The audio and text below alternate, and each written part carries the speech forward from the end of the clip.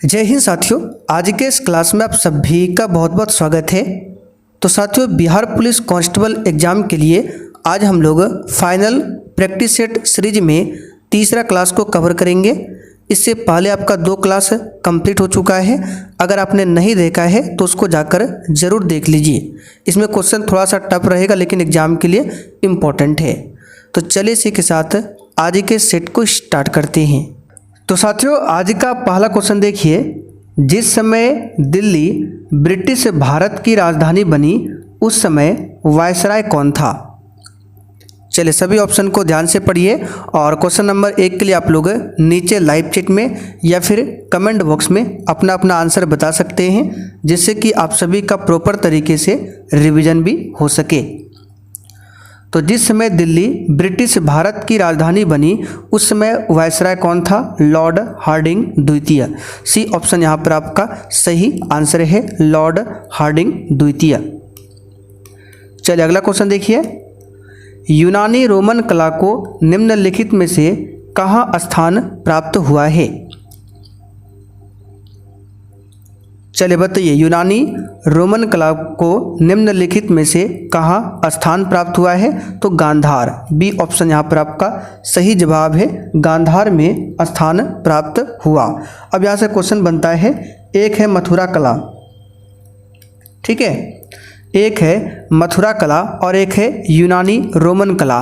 तो पूछा जाता है जो मथुरा कला है और यूनानी रोमन कला है, इसका विकास किस राजवंश के शासनकाल में हुआ था? सबसे अधिक विकास तो कुषाण राजवंश के शासनकाल में।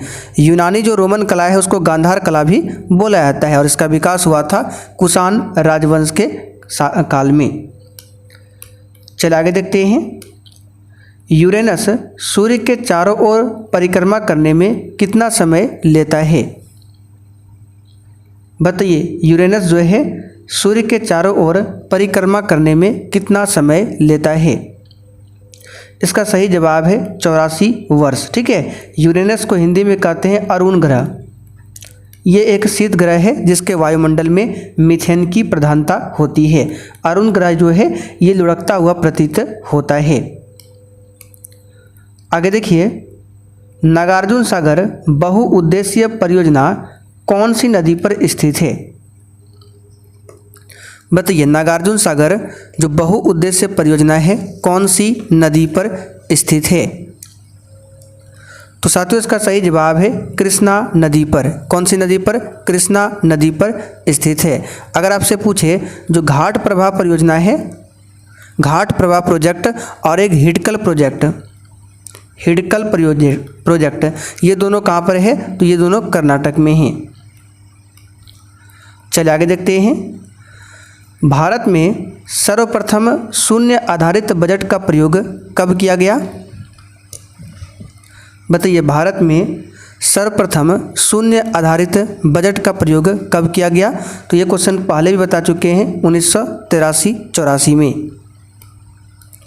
अगला क्वेश्चन, प्रथम पंचवर्षीय योजना की प्राथमिकता क्या थी?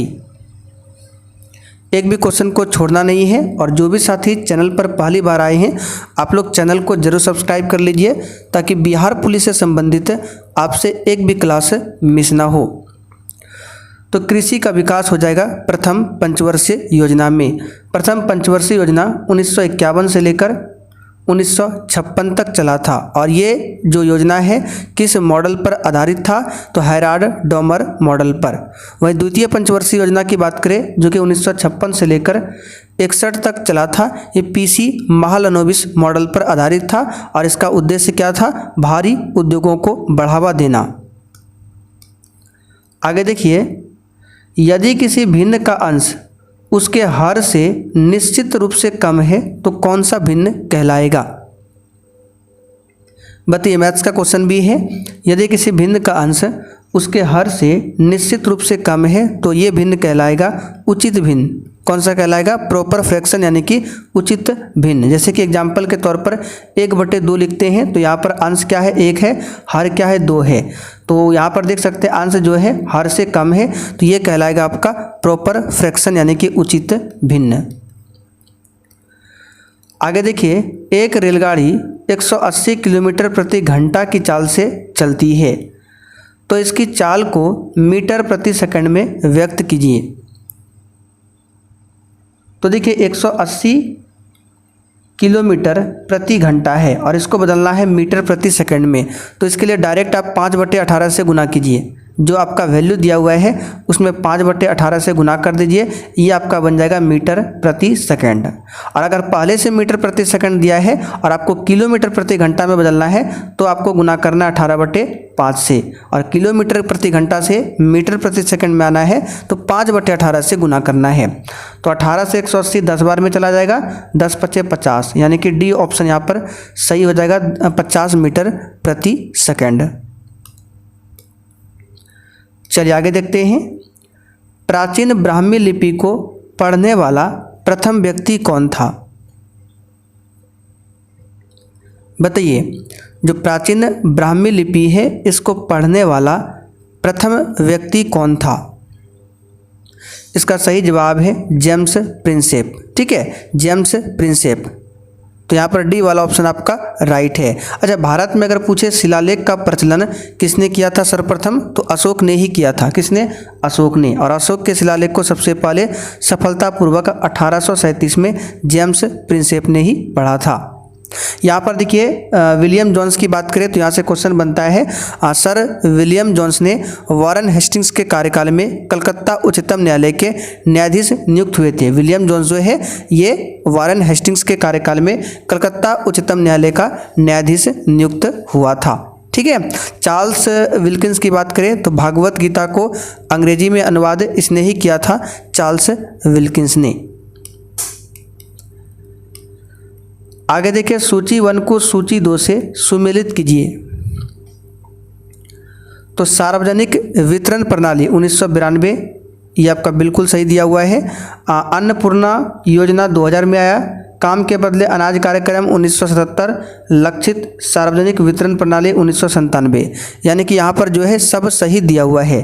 तो यहाँ पर इसका आंसर क्या हो जाएगा? बी वाला देख सकते हैं, 1 2 3 4। आगे देखिए, मृगनयनी का महल कहाँ स्थित है?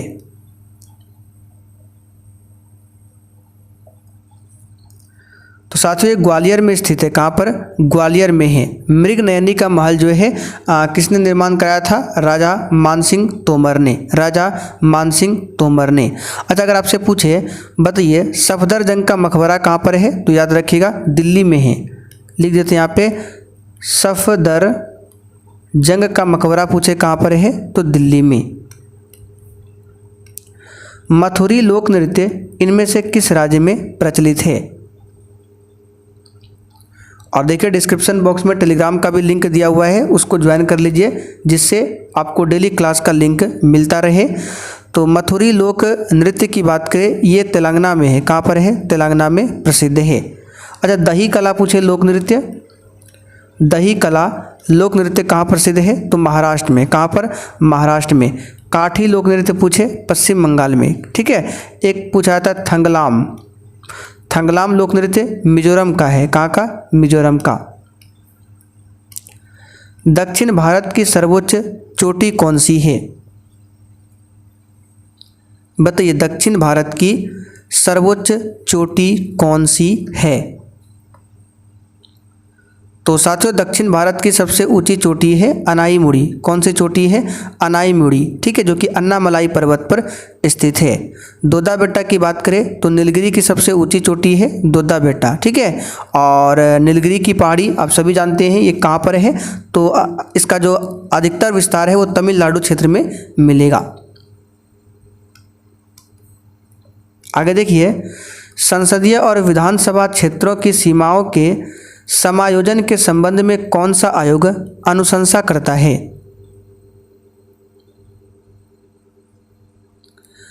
तो ये करता है भारत का परिसीमन आयोग। बी ऑप्शन यहाँ पर आपका सही जवाब है, भारत का परिसीमन आयोग। अगर आपसे पूछे अब तक कितने परिसीमन आयोग का गठन हुआ है, तो 4। ठीक है, 4 परिसीमन आयोग का गठन अब तक हो चुका है। तो संसदीय और विधानसभा क्षेत्रों के सीमाओं के समायोजन के संबंध में कौन सा आयोग अनुशंसा करता है? तो भारत का परिसीमन आयोग। ठीक है। देश में एकमात्र उद्योग कौन सा है जो मूल्य श्रृंखला कच्चे माल से उत्पाद तक में आत्मनिर्भर और पूर्ण है?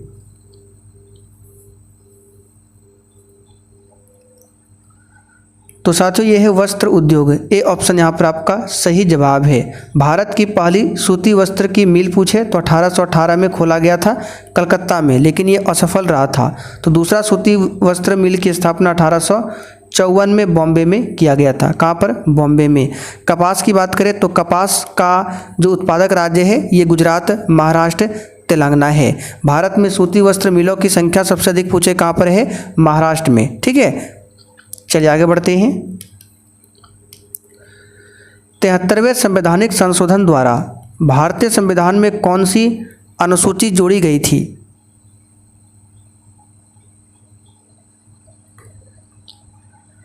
तो ये 11वीं अनुसूची को जोड़ा गया था। सिंपल सा क्वेश्चन है, 11वीं अनुसूची। यहाँ पर ए ऑप्शन आपका राइट आंसर है, 11वीं अनुसूची। ठीक है, और इसी संशोधन के तहत जो अनुच्छेद आया था वो 243 ए से लेकर 243 ओ तक, ये सब जो आपका पंचायती राज से संबंधित है। पंचायती राज सबसे पहले कहाँ पर लागू हुआ था? तो राजस्थान के नागौर से स्टार्ट हुआ था 2 अक्टूबर 1959 से, और 73वां संशोधन जो है ये आपका पंचायती राज से ही संबंधित है।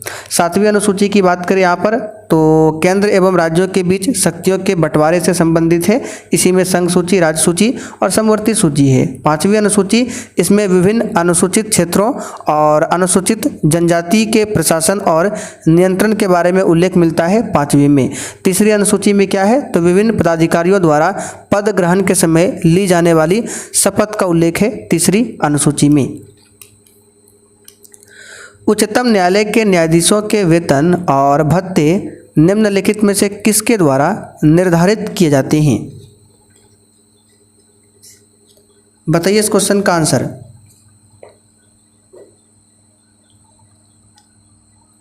तो ये संसद के द्वारा निर्धारित किए जाते हैं। ए ऑप्शन यहाँ पर आपका सही जवाब है। संसद के कितने अंग हैं? 3 अंग है, राष्ट्रपति, लोकसभा, राज्यसभा। राज्यसभा का पहली बार गठन कब हुआ था? 3 अप्रैल 1952 को इसका गठन हुआ था, और इसकी पहली बैठक 13 मई 1952 को हुई थी। चलिए आगे बढ़ते हैं। किस संवैधानिक संशोधन अधिनियम ने भारतीय संविधान के भाग 3 में सहकारी समिति बनाने का अधिकार जोड़ा?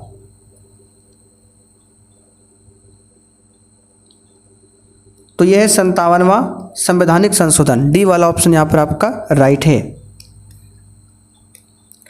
भारतीय संविधान की समवर्ती सूची में मूल रूप से कितने विषय शामिल थे? बताइए। तो समवर्ती सूची में मूल रूप से 47 विषय शामिल थे। कितने? 47। वर्तमान में इसमें टोटल 52 विषय है। कितना है? 52 विषय। भारतीय संविधान का निम्नलिखित में से कौन सा अनुच्छेद राष्ट्र को सार्वजनिक सेवाओं में कार्यपालिका से न्यायपालिका को अलग करने के लिए निर्देश देता है? तो ये क्वेश्चन कई बार बता चुके हैं। ये है आर्टिकल 50। ठीक है। अच्छा, आर्टिकल 52 में क्या है? तो राष्ट्रपति पद का प्रावधान है। आर्टिकल 54 में राष्ट्रपति का चुनाव निर्वाचन मंडल द्वारा किया जाने का वर्णन है। आर्टिकल 56 में क्या है? तो राष्ट्रपति का कार्यकाल है 5 वर्ष के लिए। और आर्टिकल 61 को याद रखिएगा, पूछा जाता है, ये महाभियोग से संबंधित है, राष्ट्रपति पर महाभियोग। भारतीय संविधान का निम्नलिखित में से कौन सा अनुच्छेद भारत की आकस्मिकता निधि से संबंधित है? तो देखिए, एक है संचित निधि और एक है आकस्मिकता निधि। तो संचित निधि के बारे में आर्टिकल 266 में उल्लेख है, और आकस्मिकता निधि के बारे में आर्टिकल 267 में उल्लेख है। आकस्मिक निधि का गठन कौन करता है? संसद करता है। 10वीं अनुसूची के अनुसार दल बदल से उत्पन्न होने वाली अयोग्यता के बारे में कोई भी प्रश्न निम्नलिखित द्वारा तय किया जाना है। दल बदल कानून 52वां संविधान संशोधन आपको याद होगा 1985, इसी के तहत 10वीं अनुसूची को जोड़ा गया था। इसका आंसर है सदन के पीठासीन अधिकारी। भारतीय संविधान का निम्नलिखित में से कौन सा अनुच्छेद भारत के महान्यायवादी से संबंधित है? और देखिए साथियों, जिसने अभी तक सेशन को लाइक नहीं किया है, आपसे रिक्वेस्ट है आप लोग सेशन को साथ में लाइक करते हुए चलिए। तो यहाँ पर इस क्वेश्चन का आंसर हो जाएगा आर्टिकल 76, ये महान्यायवादी से संबंधित है। महान्यायवादी भारत सरकार का प्रथम विधि अधिकारी होता है। महान्यायवादी की नियुक्ति राष्ट्रपति करता है तथा वह उसके प्रसाद प्रयत्न पद धारण करता है। महान्यायवादी ना तो संसद का सदस्य होता है, ना ही मंत्रिपरिषद का सदस्य होता है, लेकिन वह किसी भी सदन में क्या कर सकता है, बोल सकता है, लेकिन मत नहीं दे सकता है। ये सब क्वेश्चन ऑलरेडी बता चुके हैं। चलिए, किसी प्रख्यात न्यायविद और संविधान विशेषज्ञ ने भारतीय संविधान की प्रस्तावना को संविधान का पहचान पत्र बताया। यानी किसने बताया था प्रस्तावना को संविधान का पहचान पत्र? तो ये बताया था N.A. पालकीवाला ने। सी ऑप्शन यहाँ पर आपका राइट आंसर है, N.A. पालकीवाला ने। भारतीय संविधान में प्रस्तावना जो है ये अमेरिकी संविधान से लिया गया है, लेकिन प्रस्तावना की भाषा जो है वो ऑस्ट्रेलिया संविधान से लिया गया है। निम्नलिखित में से कौन सा एक केंद्रीय स्तर का टैक्स है जिसे वस्तु एवं सेवा कर में शामिल कर दिया गया?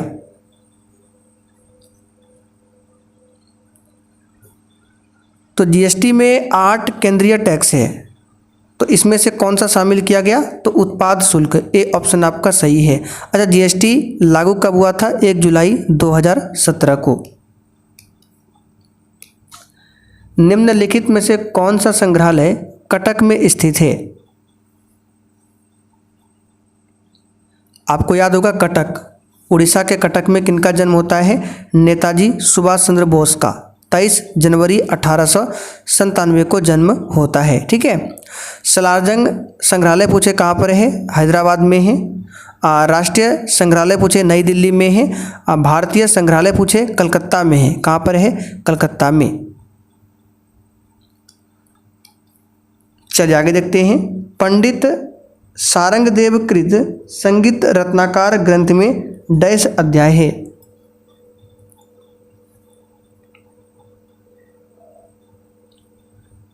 तो यहाँ पर इसका आंसर हो जाएगा 7 अध्याय है। कितना है? 7।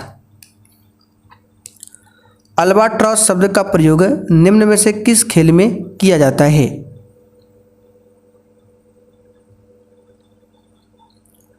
तो गोल्फ में किया जाता है। किसमें? गोल्फ में। ठीक है। रग्बी की बात करें तो फुटबॉल खेल से संबंधित है रग्बी। चलिए आगे देखिए।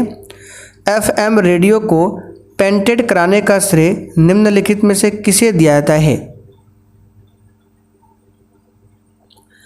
तो ये एडविन एच आर्मस्ट्रांग को दिया जाता है। बी ऑप्शन यहाँ पर आपका सही जवाब है।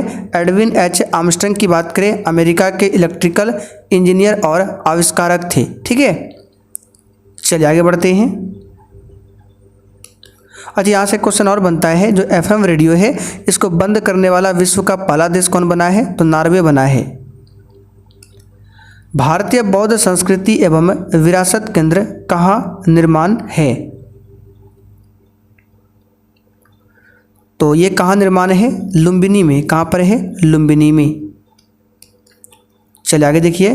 केशिकत्व के कारण द्रव नली में चढ़ेगा यदि स्पर्श कौन हो?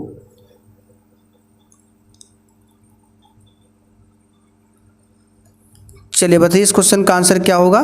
तो यहाँ पर इस क्वेश्चन का आंसर हो जाएगा ऑप्शन ए, न्यून कौन हो। क्या हो? न्यून कौन हो।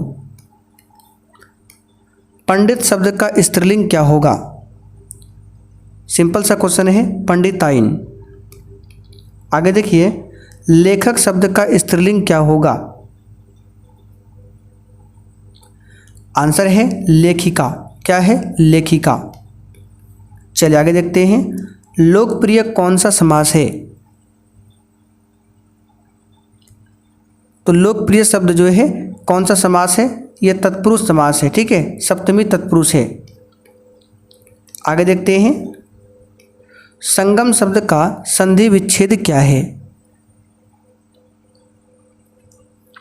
तो संगम का होगा सम जोड़ गम, यहाँ पर देख सकते हैं सी ऑप्शन में दिया हुआ है और ये व्यंजन संधि का उदाहरण है।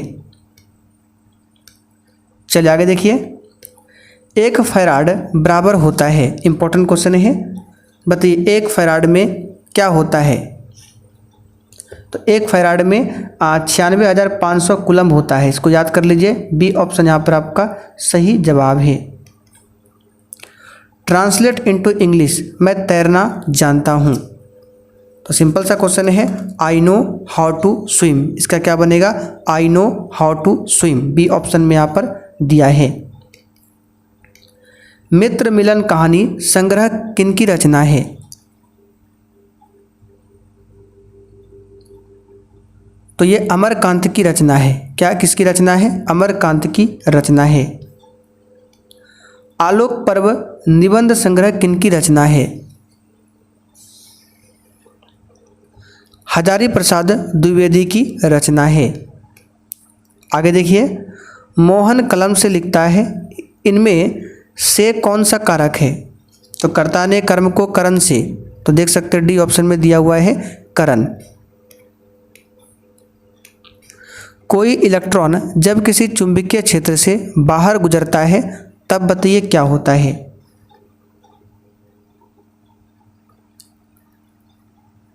तो कोई इलेक्ट्रॉन जब किसी चुंबकीय क्षेत्र से गुजारा जाता है तो इसका वेग, ऊर्जा एवं संवेग नियत रहता है।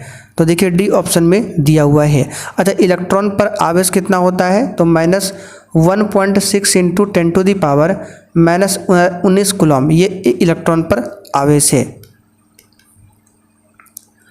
धातु कर्म एक प्रक्रिया है, बताइए।